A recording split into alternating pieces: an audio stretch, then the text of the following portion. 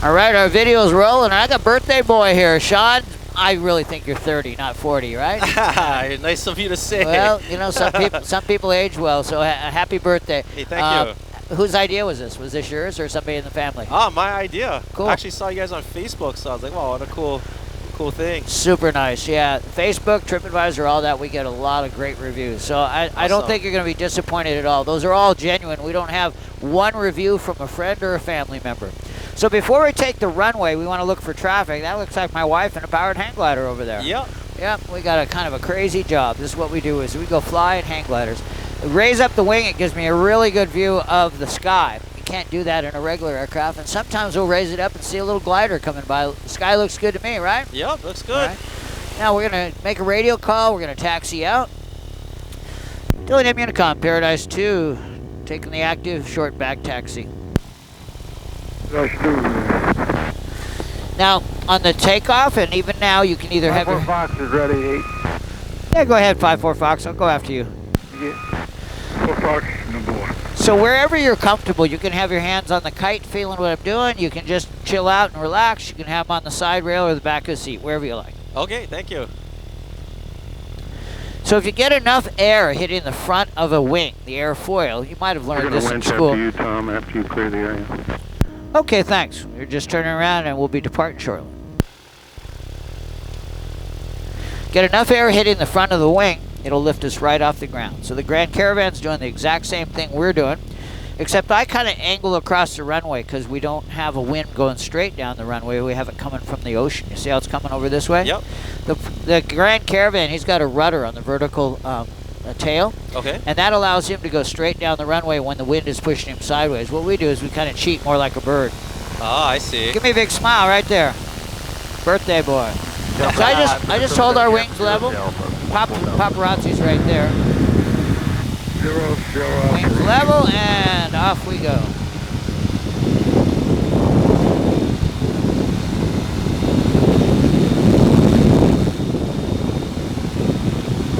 They're going to tow that glider up with that rope that's connected into this crazy little vehicle down there, that yellow vehicle. Uh-huh.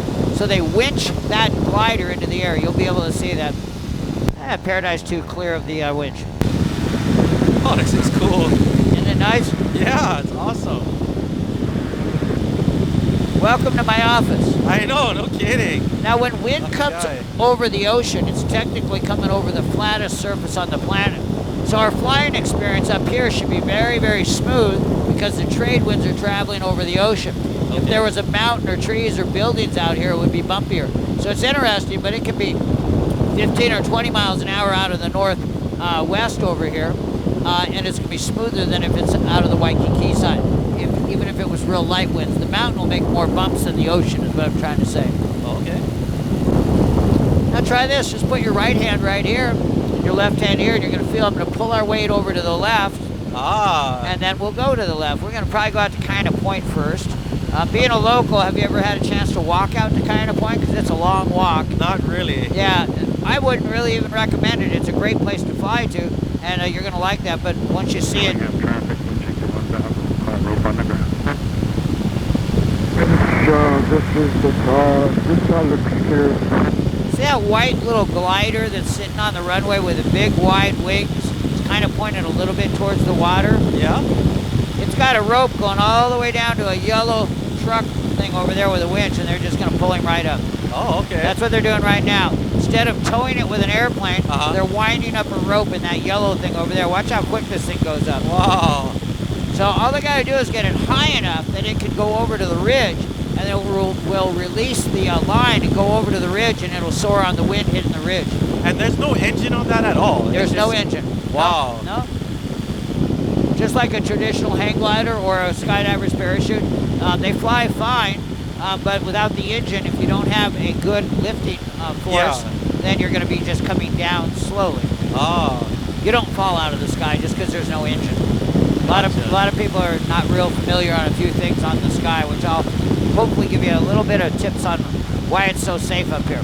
What's that pond down here? It's where they raise a tilapia fish. This rock quarry was what they made the bottom of this runway out of, okay? So they used this rock here and made the old bedrock of this runway. and then they ended up hitting fresh water down here. Oh. So there's fresh water coming off the mountain, and there's a little bit of salt water that comes in, and so they raise tilapia fish, which kind of like that brackish water. Oh, I see. Now give me a birthday smile. Yep, I like it when people will let go without me even encouraging Hey, it. That was Steven perfect. traffic, winch up on the ground. Slope on the ground, Roger. How do you hear me? Tom. I can hear you very well. Very good, thank you. So that's the winch talking to them. Ah. Yeah. Alrighty, so look how dry it is out in front. A lot of the locals don't even realize this, but that's a desert out there at the tip. I think it only rains about 10 inches a year. Oh, And most locals don't even know how our rain is made. The reason why it's so dry out there is 90% of our rain, I would estimate, is made by wind hitting a tall mountain going up. The moisture chills down as you go higher, turns into a cloud, and makes rain. So it's a really interesting contrast for visitors and locals to see that it only rains maybe 10 inches a year out there. You're going to do a little left turn. You're going to see more and more and more and more vegetation as the mountain gets higher and higher and higher, because it gets colder and colder and colder. So there's more and more and more rain. You got company? Gotcha. All right. So that up there, Mount Collar, is your highest point on your island. You might already know that. It's 4,020 feet tall, and above 3,000, they can usually turn the moisture into a cloud. Jumping in progress on 700. Pretty cool. So rain's up there 200 to 300 inches a year. Wow. And behind us about 10. Wow. They're only 4 miles apart. Wow.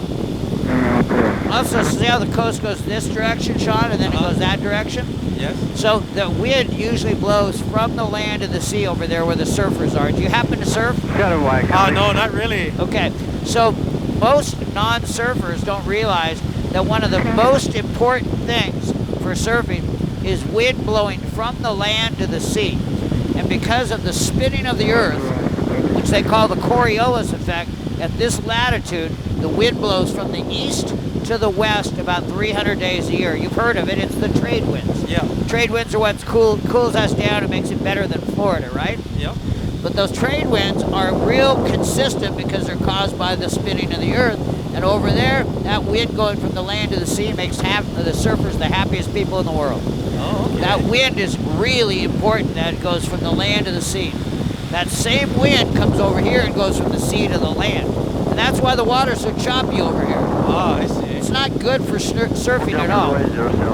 Kite surfing maybe, windsurfing, sailing in a boat, and flying, it's okay on this coast. But traditional surfing, once the trade winds come in, you won't find any surfers. See how empty the water is? Yeah.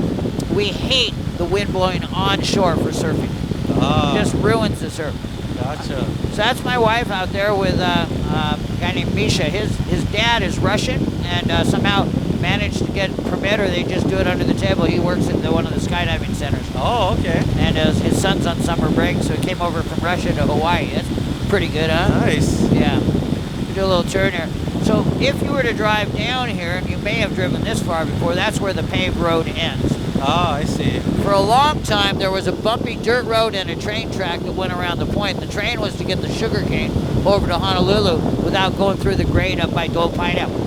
So they take the sugarcane and maybe even truck the pineapple, put it on the train and go around the point. Ah. But at least by 1974, my wife said 47, might have been a different one, but there was a tsunami that took the road out. Oh, really? And I know for decades that road has not been passable at all. What's That- this white globe thing? Those are military radar domes and telescopes. Ah, I see. Yeah. See how the ridge is back there? Yep. That's caused by rain. Wettest place on our I island see. because it's the highest, so it's the coldest. And most of our rain is made by wind getting cold. Oh, That's okay. how it happens. 053, midfield crossing for the... Get another photo here. Excellent. Now you've been flying with me. There's little bumps in the air. It's usually even smoother here. When we go out to the point, I'll bet you it even gets smoother and the kite moves less. Oh, okay. We're going to pull our weight to the left.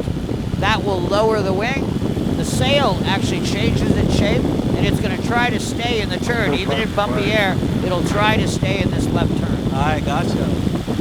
Now, if you ever want to walk out here, you're not going to get, in in my opinion, the most epic beach experience. Look how rugged they are. Yeah. So 300 days a year, the wind blows the sand off of them. The trade winds just blow the sand right off the beaches. And there's not enough rain up here to bring dirt and sand down. How about for fishing though? Do people fish out here? People do fish out here, and if you have a four-wheel drive, which is probably one of the requirements, and you register, you can even get the code to the gate, and you can drive on this bumpy road all the way out to a rock wall. So a lot of locals will camp out here and fish out here.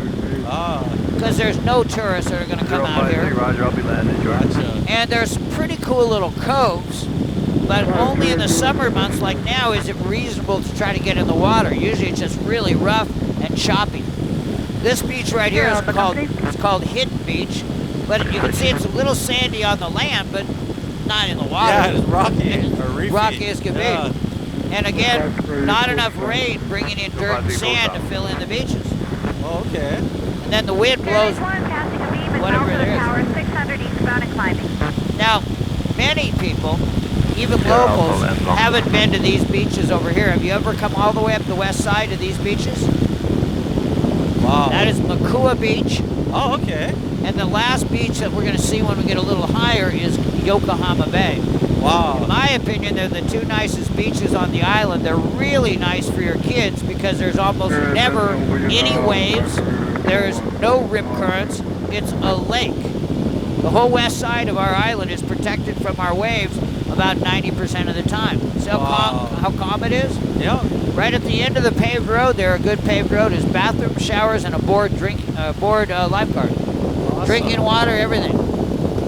It's a really good place to bring some umbrellas and some food and drinks, because once you get there, you may not want to leave as quickly as you thought. Look how crowded it is. It's like nobody there. The beach before it is called Makua. That's Makua Valley, which is, in my opinion, the second prettiest valley on our island. Where Kualoa Ranch is, I think, is the prettiest, but that's a beautiful valley. Think of your beach experience at either one of those two beaches. You're sitting down there. There's no houses. There's no buildings. There's no Taco Bells. It's just virgin Hawaii. Is military still bombing it though? Nope. Oh, they're done? No, they haven't done any bombing in a long time, but even then the beach was still open. What's this cliff behind us? Well, the point is Kaena Point. Oh, it's kind of point. Okay. Yep. Got it. And we're going to go out there now. We've just been slowly climbing up, and primarily it's because of your family, okay? The reason why I want to be high out here is I want to always make it super safe for you to be able to come back from this flight. So I don't fly low out here. If the engine quit, we'd have a real shaky landing out here in this bumpy land. Got it. But up high, we can glide back to a good landing area. Now, just for a little while we climb, just go ahead and put your feet inside. It lets a little bit more air get to the engine. I like to always baby the engine, too. Oh, got it. So a little more air gets to it and cools it down. Most aircraft, of course, the engine's in the front, totally exposed. On a powered hang glider, they're always in the back for some reason. I kind of like that because I don't like looking through a propeller. Okay. It's really nice having it behind us. So again, the coast goes this direction and in that direction. The spinning of the earth makes the wind come over this way. That's why there's always clouds on the call-outs when there's wind. Got it. They're made there. That's not a storm that came to Oahu. That's clouds that were made on Oahu, and that's clouds that were made on Oahu. So if it's Kona winds, I mean the clouds will be on the other side. Okay. Yep. And usually Kona winds are so light that they don't really build up as much as the heat in the center of the island rises up like a hot Florida day or a Texas day, and you get the thunderstorms in the middle of the island from heat. And that's convection. So we either get wind getting pushed upward, which is orographic lift making clouds, or when the winds are Kona and light, we usually get heat rising out of the center of the island. Gotcha. And to gain elevation, I guess you have to spin around like what we do. No, I'm just, if I went in a straight line, I'd get out there quicker.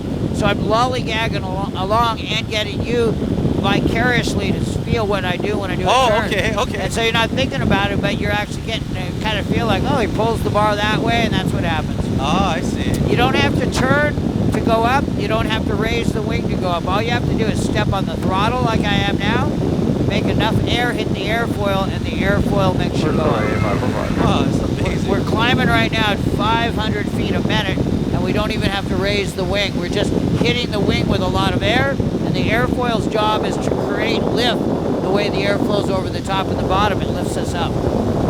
amazing. Now again, I would recommend coming out here with your family. Just know that Makua Beach, which is the second beach from where we are, to keep the homeless from taking it over, they put in some gates. Oh, okay. Everybody parks in the dirt field at the south side, or where the road is right next to the beach on the north side. Just park and walk in. The beach is open. They just don't want to make it real user-friendly for the homeless to move in.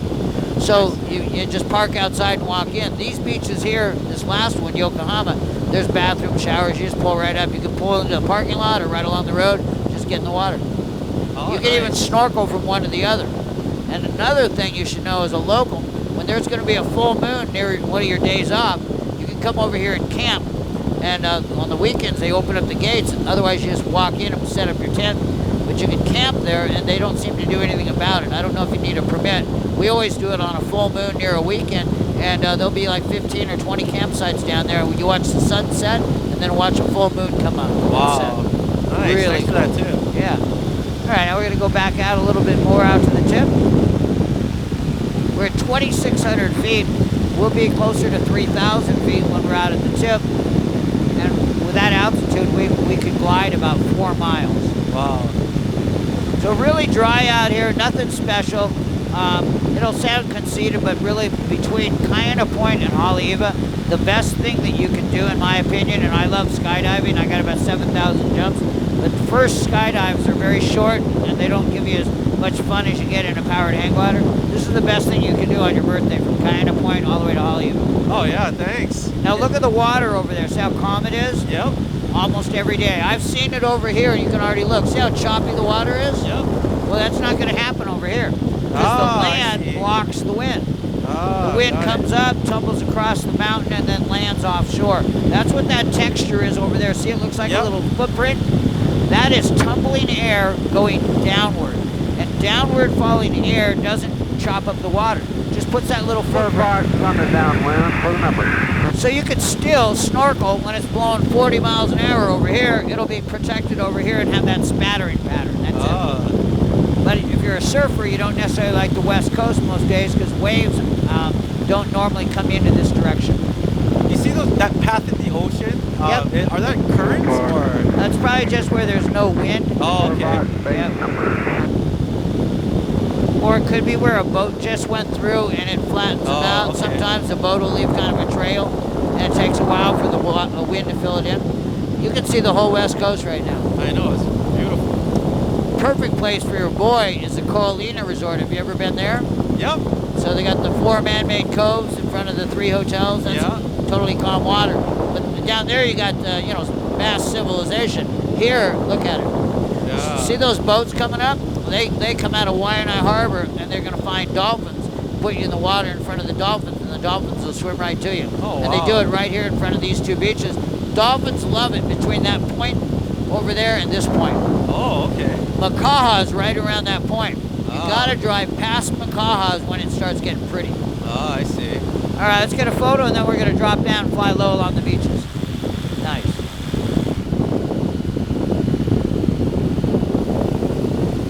You can also, if you're into camping at all, you can get a permit to camp up here on the top up to 7 days.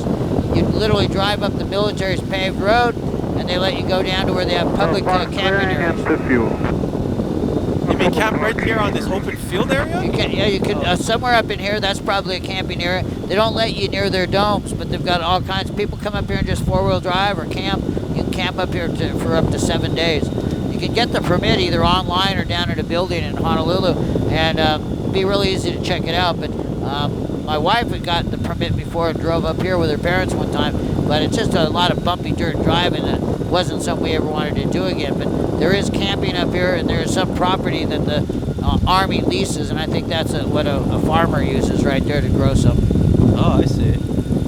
Now, we're not about to land. We still got about 15 minutes left on the flight. We're going to drop down, and we'll be doing some low flying along the beaches. So we did some high flying. Now that we're getting closer to good landing areas, I'm giving up our altitude, and I did that by just letting up on the throttle.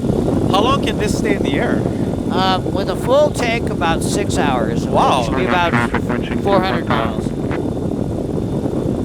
Have you ever tried going inter-island? Yep. Winch are you calling? I've done it many times. Oh.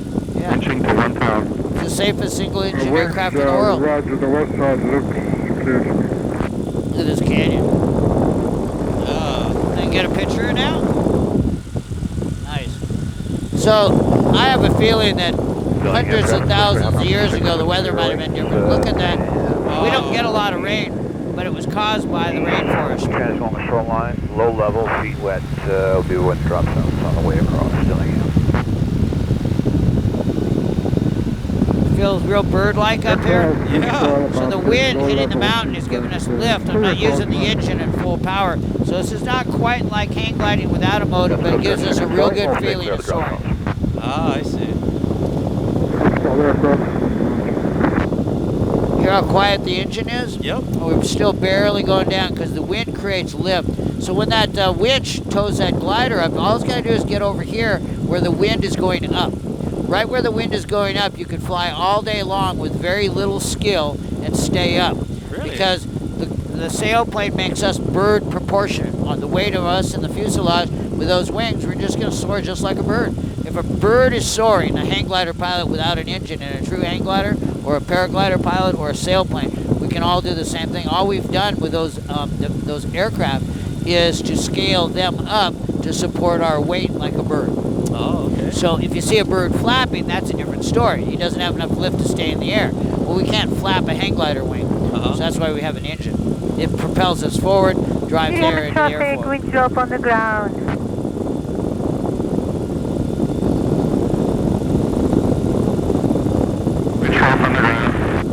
Another really nice hike is right where you're parked for our activity. They call it the Haleiwa Trail, and it goes up the face of the mountain. I'll show you when we get closer. But just on the other side of that tilapia pond Paradise Point, clear to the east. is a nice little trail. Oh, okay. Paradise One, Roger. Yeah, I seen some people getting ready to hike. I was wondering Yep. where they're going. Yeah, it's about an hour and 15 minutes to get to the ridge, but a lot of people will hike all the way to the back We're one. about a mile and a half offshore. We've got glider traffic over the field. See that So helicopter? we'll be continuing westbound. It's out there. That's a Coast Guard. And I see it. And there's a glider coming in to land. Glider has the right of way over all traffic because it doesn't have Likewise. Looking good up there. Coast Guard looking for someone? they probably, they have to fly a certain number of hours to stay current with their pilot's licenses. Oh, okay. So lots of times they're just cruising around getting paid to have fun. Rudder and downwind, about to turn pace for runway. Dillingham Unicom Paradise 2 is right on the shoreline at the pool. Got the Coast Guard helicopter in sight. We're transitioning east along the shoreline. Got the glider in sight as well. Paradise 2, Dillingham, Roger. So see the glider? He's got the right of way. Joint, we've got I got it. I see Paradise. it. We're continuing eastbound or westbound. We'll switch next time. Thanks, guys. See you later. Thanks for all you do. Now, if we wanted to dive down quicker than what gravity is just pulling us down, and by the way, if the engine quit, this is what it feels like, okay? You just coast. Oh, okay. There's no falling out of the sky just because your engine quits. There's coasting out of the sky. That's what we're doing. And if we wanted to imitate a bird diving after some prey, we pull our weight forward and the nose will drop down. Ah, I see. See how we're going down faster? So that's pitch. That's the axis from wingtip to wingtip. We can pitch the nose down or we can pitch it up. Oh, okay. Give me a smile right here, nice and low. One of the beauties of this aircraft is that we can fly safely and legally low and close to people in an uncongested area. See that person right there? Yep. If it wasn't right next to an airport where kind of rules have to get bent a little bit, you can't get any closer than 500 feet in an airplane. You and I have zero minimum requirements to people or property. Powered parachute, powered hang glider, and a gyrocopter. I can fly as close as I want to this tent as long as I don't endanger them. Ah, I see. So this is kind of cool, isn't it? Yeah. And your family's over there in the hangar. They're kind of watching us go by. I can see your dad. He has a yellow shirt on. Yeah. This is a nice swimming hole for your boy. It's right across from the windsock. Big sandy area where fresh water keeps the coral from growing. Ah, I see. So very bird-like feeling when the winds are strong. And think of this. This may be the one and only time you do it, or you may end up loving this and doing it for the rest of your life. But in an airplane, a pilot doesn't touch the wing. Well, surfer moves the surfboard directly. Wakeboarder moves the wakeboard directly. Snowboarder moves the snowboard directly. That organic, direct connection to those devices is what I like about those activities. That's why I like a hang glider better than an airplane. We have an airplane, I don't know how to fly it. They bore me to death. Because you're not moving the wing like a bird. Oh, okay. When you get enough time in this wing feels connected to my brain and my body like my surfboard does. I see. This is where Obama usually comes, his first house right here. Oh, really? For one day during his Christmas holidays. I'm going to raise up the left wing, take a look at the camera. We'll get a picture of where he hangs out. So that's Bobby Titcom's house right there, and that's a high school basketball friend of the president. And Bobby's dad owns this. Wow. His dad was a judge, so evidently we were paying our judges too well, it looks like. I mean, the real estate out here is expensive? Yep. Oh, it is? Okay. Yeah. But from Haleiwa out this way, it's way less expensive than from Haleiwa to Turtle Bay. Yeah, gotcha. And the reason for that is surfing. So over there, surfing has driven up the price of property over there, where GoPro has a house, and Quicksilver has a house, and Billabong has a house, and Kelly Slater bought a house, and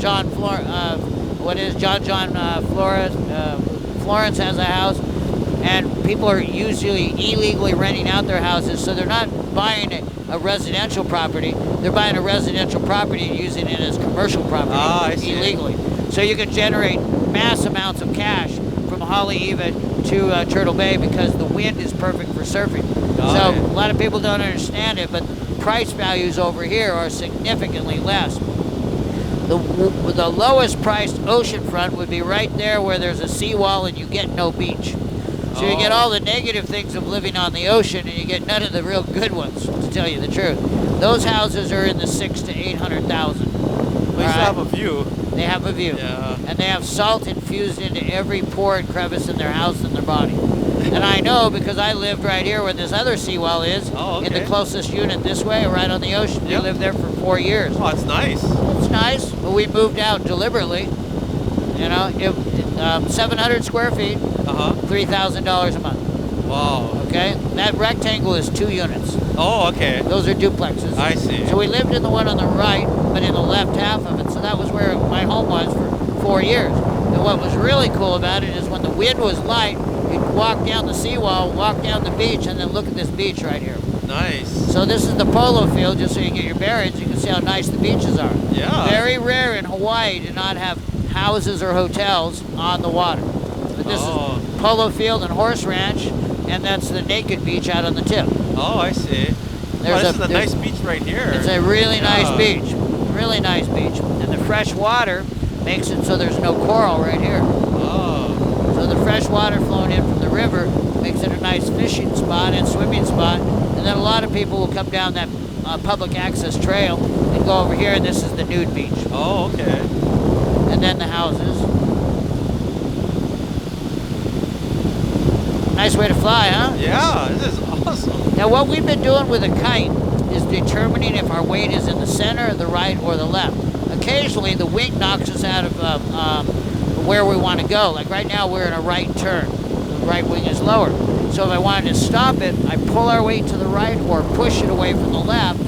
You'll feel it rotate back around all the way into a left turn.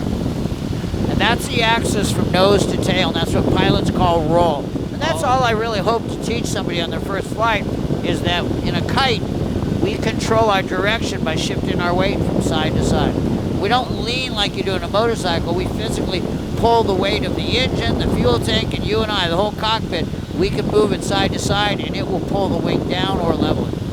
Wow. We got time. We're going to fly a little bit further up here. Okay. If the engine were to break right now, where do you think I'd be landing? On the dirt road? That dirt road Yep. right there. That's why I'm at this altitude. That was a very good call.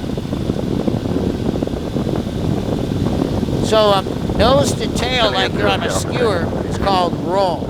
Okay. Wingtip to wingtip, you can actually raise and lower the nose. Remember, I've done it a couple times during the flight. If you push your weight towards the tail, the nose will come up. It's a little bumpy here, but I'm going to try to demonstrate. Feel how the nose goes up? Uh-huh. But if you don't add power, Yeah. gravity will pull you back down. Gotcha. So it's pointless to just raise the nose. It'd be like driving your car to the bottom of a mountain. You got to add power to go up that hill because there's more gravity. So if we choose to pick a steeper path in an aircraft by raising the nose, which we do by pushing our weight towards the tail, the nose comes up, if I step on the throttle, now we're getting somewhere. Yeah, I got you. That's the fastest way to climb, but it's the most ridiculous amount of effort in aviation because you and I are flying a huge 32-foot kite. Just for example, I'm going to let go and I want you to hold it there and you'll feel how heavy it is. Yeah. It takes more effort to pitch the nose up or down or roll the wings in this aircraft than it does in the big jets over there in Honolulu. Okay. Because they're not moving a 32-foot kite without pulleys. They're moving a